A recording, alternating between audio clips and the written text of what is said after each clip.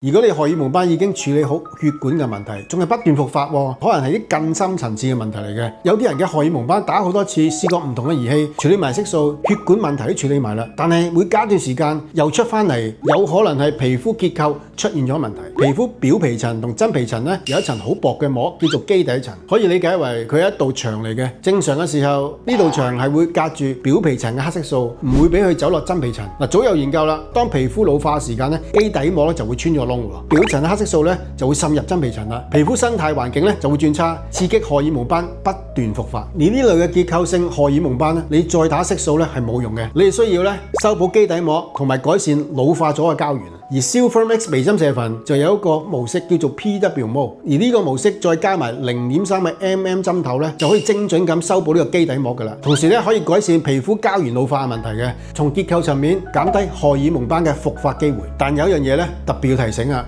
傳統嘅微針射頻係完全唔合適做荷爾蒙斑嘅，因為傳統嘅微針射頻佢係能量太熱嘅，早有研究證明過熱咧係會惡化荷爾蒙斑嘅，千祈唔好用傳統嘅微針射頻打荷爾蒙斑啊，否則後果可以好嚴重啊！想了解你啲荷爾蒙斑係色素問題、血管問題定係皮膚結構問題呢？歡迎揾我哋做一個免費嘅詳細皮膚諮詢。